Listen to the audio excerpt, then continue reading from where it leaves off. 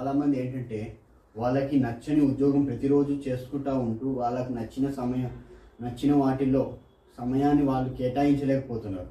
దీనివల్ల ఏంటంటే వాళ్ళ సంతోషాన్ని, ఆనందాన్ని, కళల్ని కోల్పోతున్నారు. ఒక రకంగా చెప్పాలంటే క్లాక్ ట్రాప్ అనేది ఏంటంటే మీకు నచ్చని పనులు చేయలేకపోవడమే ఈ క్లాక్ ట్రాప్ అనేది.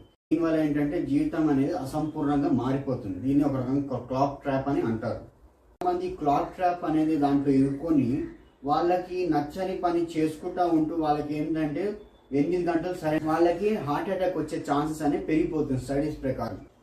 ఇవాళ మనం వీడియోలో నెక్స్ట్ 5 minutes ఏం డిస్కస్ చేసుకోబోతున్నాం అంటే క్లాక్ ట్రాప్ అంటే ఏంటి, దాన్ని ఎలా గుర్తిస్తారు మీరు, సెకండ్ వచ్చేసి ఏంటంటే ఈ లక్షణాలు ఏంటి, ఈ క్లాక్ ట్రాప్లో ఉన్నారని మీరు ఎలా గుర్తిస్తారు, థర్డ్ ఏంటంటే మీరు దీని నుంచి ఎలా తప్పించుకుంటారు, డిజైన్ యువర్ ఎస్కేప్, ఫోర్త్ ఏంటంటే మీ అన్ఎర్నింగ్ యువర్ ప్యాషన్, మీ నచ్చిన విషయాలు మీరు ఎలా గుర్తిస్తారు, ప్లస్ ఫిఫ్త్ వన్ ఏంటంటే మీరు గుర్తించిన వాటిని మీరు వీటితో ఎలాగా జీవితాన్ని అనేది ఒక రకంగా తయారు చేసుకుంటారు. ఇది ఇవాళ మనం నెక్స్ట్ 5 minutes మనం మాట్లాడుకోబోతున్నాం. డిస్క్రిప్షన్లో మీకు కావాల్సిన పార్ట్కి వెళ్ళి మీరు ఏంటంటే వీడియోని చూడొచ్చు. నా ఛానల్ని సబ్స్క్రైబ్ చేసుకోని మర్చిపోకండి.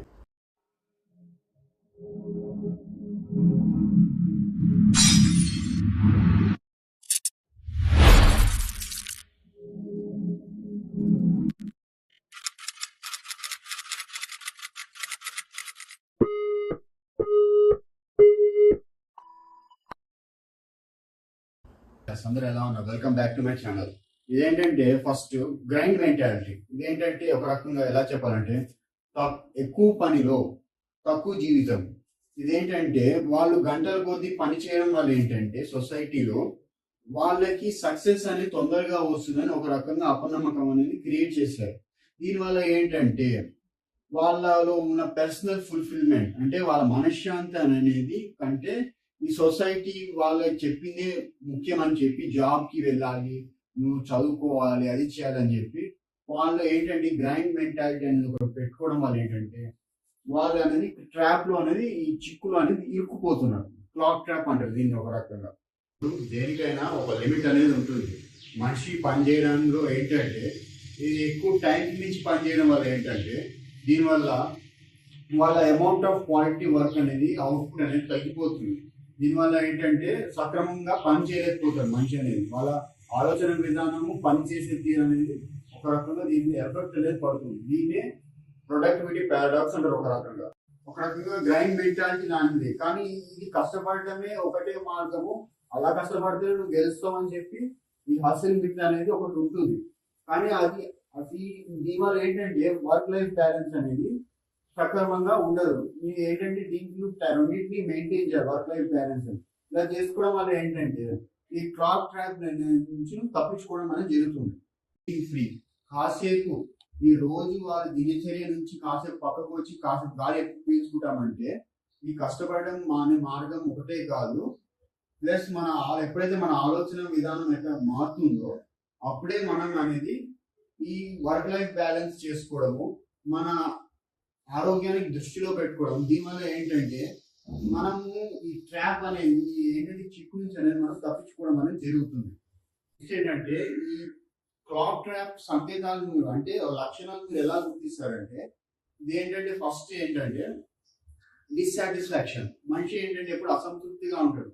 దీన్ని ఒక ఏ రకంగా చెప్పాలంటే ఉద్యోగం తీసుకోవాలంటే ఎప్పుడైతే ఆదివారం అనేది వస్తుందో ఆదివారం ఆందోళన అంటే మండే వాళ్ళు మార్నింగ్ చేసి పనికి వెళ్ళాలని చెప్పి ఒక భయం అనేది ఉంటుంది. దీన్నే ఒక రకంగా సండే స్కేరీస్ అని కూడా అంటారు. సో ఎప్పుడైతే ఇదంతా వాళ్ళకి నచ్చని పని చేయనప్పుడే ఇదంతా ఇలా జరుగుతుంది అన్నమాట. పని చేసినప్పుడు ఎప్పుడైనా దీన్ని క్లాక్ వాచింగ్ అంటారు. ఎప్పుడు సమయం ఎప్పుడైపోతుందా అని మీరు ఒక టైంని చూస్తూ ఉంటారు. దీన్ని కూడా ఒక రకంగా మేము గుర్తించవచ్చు. ఎలా అంటే నచ్చని పని చేస్తున్నప్పుడు ఏంటంటే ఇలా అనేది జరుగుతూ ఉంటుంది అన్నమాట. మీరు ఎప్పుడు తప్పించుకుందామని చూస్తారు. ఉత్సాహంగా లేకపోవడం. ఉత్సాహంగా మీరు ఎందుకు ఉండరంటే మీరు ఒక రకంగా డిస్సాటిస్ఫాక్షన్ అనే మూడ్లో ఉంటారు. ఇది కూడా ఒక రకంగా కారణం. వచ్చే నష్టాలు ఏమేమి ఉంటాయంటే క్లాక్ ట్రాప్ వల్ల మీరేంటంటే బర్న్అవుట్, తొందరగా మీరు అలసిపోతారు, ఎగ్జాషన్. ఇంకోటి ఏంటంటే మీరు ఏంటంటే ఎప్పుడు అలసటగా ఉంటుంది, మీకు బద్ధకంగా ఉంటుంది, అసలు పని చేయబుద్ధి కాదు. డిక్రీజ్ ప్రొడక్టివిటీ, మీ పనితీరు అనేది ఒక రకంగా తగ్గిపోతుంది. మీరు ఏంటంటే కొన్ని పనులు అనేది చేయలేదు. Cynicism and negativity. ఇంకోటి ఏంటంటే పని అనేది మీరు చిన్న చూపు చూస్తారు. ఇది ఏంటంటే అసలు మీకు పని అంటే ఇంట్రెస్ట్ ఉండదు, అసలు మీరు లెక్క కూడా చేయరు. దీనివల్ల ఏంటంటే మీరు అసంపూర్ణంగా పని అనేది కంప్లీట్ అనేది చేస్తారు. నెక్స్ట్ దీన్ని మనం ఎలా ఓవర్కమ్ చేయాలంటే ఎక్స్ప్లోరింగ్ ద ఆప్షన్స్.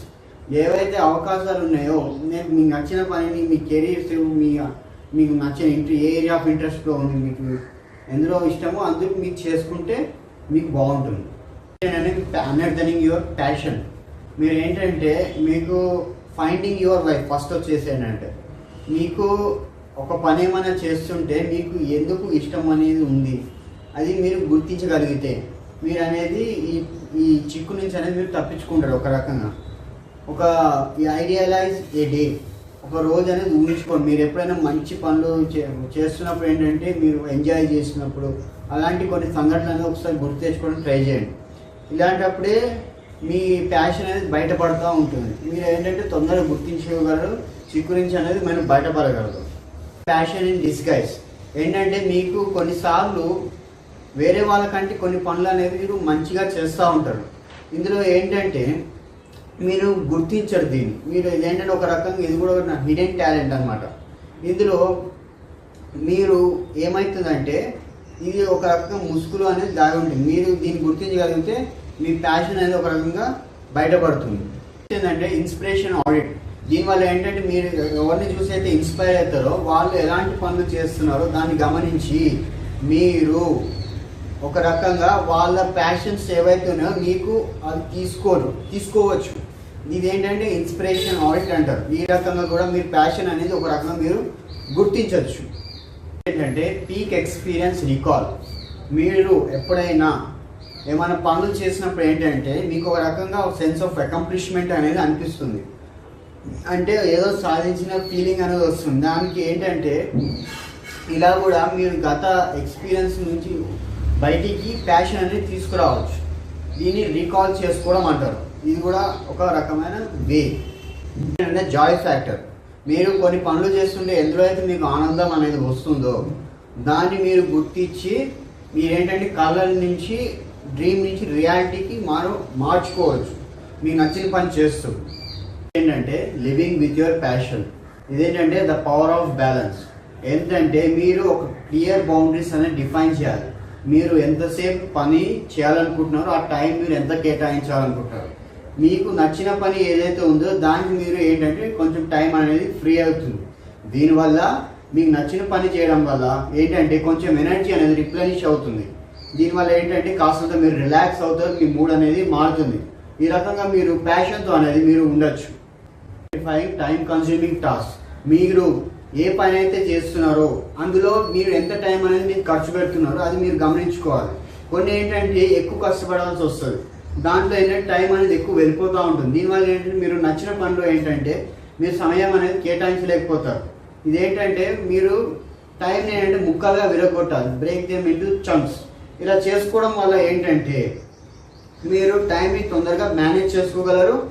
మీరు ఏంటంటే బ్యాలెన్స్ కూడా చేసుకోగలరు. మీకు నచ్చిన పనికి టైం దొరుకుతుంది, మీ వర్క్ లైఫ్ కూడా బ్యాలెన్స్ అనేది అవుతుంది. దీనివల్ల మీరు వద్దని చెప్పడం రావాలి. మీకు కావాల్సిన టైంకి మీకు నచ్చినది చేయడానికి మీరు కమిట్మెంట్ అనేది చేసినప్పుడు ఏంటంటే వేరే వాటి మీద టైం అనేది వేస్ట్ చేయరు. అలా చేయడం వల్ల ఏంటంటే మీరు డెడికేట్ అవ్వడం వల్ల ఏంటంటే మీ ప్యాషన్ అనేది ఒక మీరు బయటపడుతుంది. మీరు దాంతో ఉండగలరు. You can live with your passion. Helping others with your passion. ఎలా అంటే లైఫ్ లాంగ్ లెర్నింగ్. నువ్వు ఎలా అయితే కంటిన్యూస్గా నేర్చుకుంటూ ఉంటావో, నీ ప్యాషన్ వైపు వెళ్తూ ఉంటావో, నువ్వు వేరే వాళ్ళకి తెలుసో తెలియకుండా నువ్వు సహాయం అనేది చేస్తావు మీ నచ్చిన పని చేసినప్పుడు. ఏంటంటే అలాగా నువ్వు నీ ప్యాషన్ అనేది మీ లైఫ్గా అనేది మార్చుకోవడం కూడా అవుతుంది. పక్క వాళ్ళకి మీరు హెల్ప్ కూడా చేస్తారు. సాధించడం వల్ల ఇది ఏదైతే ప్రక్రియ ఉందో మీరు వేరే వాళ్ళతో షేర్ చేసినప్పుడు ఏంటంటే మీరు ఎలా సాధించాలో అది మిమ్మల్ని చూసి నేర్చుకొని చుట్టుపక్కల నలుగురు నేర్చుకుంటారు. దీన్ని ఒక రకంగా గివింగ్ బ్యాక్ అంటారు. దీని ఏంటంటే గివింగ్ బ్యాక్. నువ్వు ఎలా అయితే నేర్చుకుంటా ఉండి ఈ గోల్ వైపు వెళ్తుంటావో, నువ్వు ఎలా గెలుస్తావో వేరే వాళ్ళని చూసి నిన్ను ఎలా చేసావని అడుగుతారు. వాళ్ళకి ఏంటంటే నువ్వు రిటర్న్గా ఏంటంటే వాళ్ళకు నువ్వు ఎలా చేసావని ఒక చెప్పి దారి చూపెట్టచ్చు. నువ్వు ఒక దిక్సూచిగా అనేది నువ్వు మారుతావు. ఏంటంటే రిపుల్ ఎఫెక్ట్ ఏంటంటే నువ్వు ఎలా అయితే నువ్వు గెలిచినప్పుడు నువ్వు జరుపుకుంటావో నీ విజయాన్ని ఒక రకంగా నువ్వు ఎలా సెలబ్రేట్ చేసుకుంటావో వేరే వాళ్ళు దాన్ని చూసి ఒక్కొక్క రకంగా ప్రేరేపించబడతారు. దీన్ని కూడా ఒక రకంగా ఏమంటారంటే పవర్ ఆఫ్ ఇన్ఫ్లుయెన్స్. నిన్ను చూసి వాళ్ళు ఇన్ఫ్లుయెన్స్ అవ్వడం అనేది జరుగుతుంది అనమాట. దానివల్ల ఏంటంటే అందరు నీళ్ళు అవ్వడానికి ట్రై చేస్తూ ఉంటారు. నువ్వు ఒక రకంగా ఇన్స్పిరేషన్గా మారిపోతావు. ఎప్పుడైతే నువ్వుగా ఉంటావో అదేంటంటే చాలా కంటాజియస్గా మారుతుంది.